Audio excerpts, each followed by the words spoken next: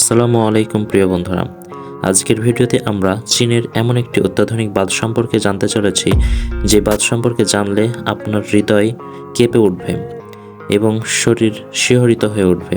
কি সেই বাঁধ, কি আছে সেই বাঁধে, কেন এত নজর কাড়া সেই বাঁধ, চলুন বিস্তারিত জানা যাক। এশিয়ার দীর্ঘতম এবং বিশ্বের তৃতীয় দীর্ঘতম নদী চীনের ইয়াংজি নদী। এই নদীর উপরেই গড়ে উঠেছে থ্রি গর্জেস বাঁধ। চীনের ইলিং জেলার সানডোপিং শহরে এই বাঁধ অবস্থিত। জলধারণ ক্ষমতার ভিত্তিতে এই বাঁধ পৃথিবীর বৃহত্তম শক্তি উৎপাদন কেন্দ্রগুলির মধ্যে অন্যতম। তবে থ্রি গর্জেস বাঁধ শুধু শক্তি উৎপাদনের মাধ্যমে নজর কাড়েনি, পৃথিবীর আহ্নিক গতি পরিবর্তন থেকে শুরু করে পৃথিবীর আকৃতিতেও বদল আনে এই বাঁধ। 2005 সালে নাসার বিজ্ঞানীরা জানান যে থ্রি গর্জেস বাঁধের বিপুল জলরাশির চাপে পৃথিবী আগের চেয়ে কিছুটা নুজ্জ হয়ে গিয়েছে। নাসার বিজ্ঞানীদের দাবি, এই বাঁধের ফলে পৃথিবীর মাঝের অংশ সামান্য স্ফীত এবং দুই মেরু অঞ্চল চেপে গিয়েছে।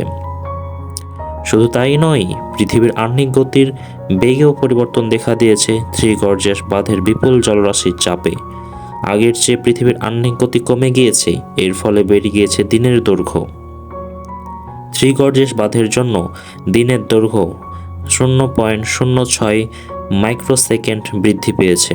যদিও এই সামান্য পরিবর্তন সাধারণ মানুষের নজরে পড়ে না।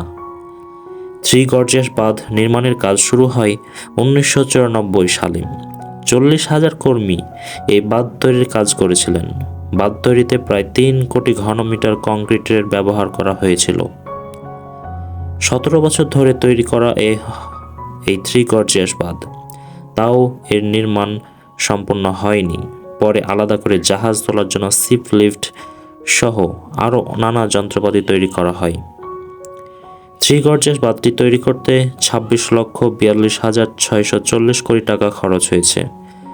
2.3 কিলোমিটার দীর্ঘ এই বাঁধের উচ্চতা 180 মিটার।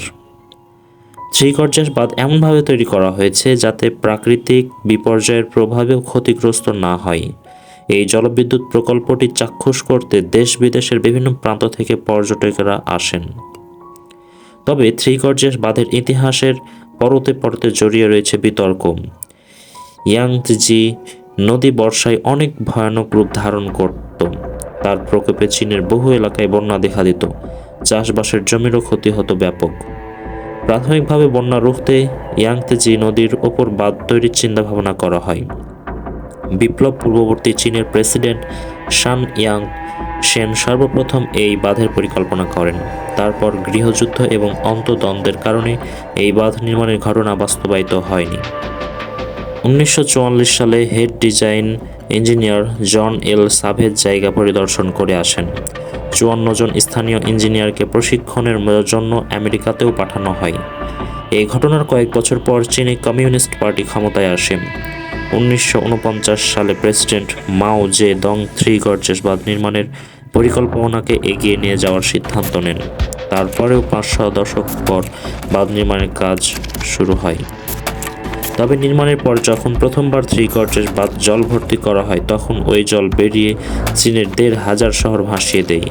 স্থানীয়রা এর বিরুদ্ধে প্রতিবাদে সরব হন। এই ঘটনা আন্তর্জাতিক স্তরেও পৌঁছে যায়।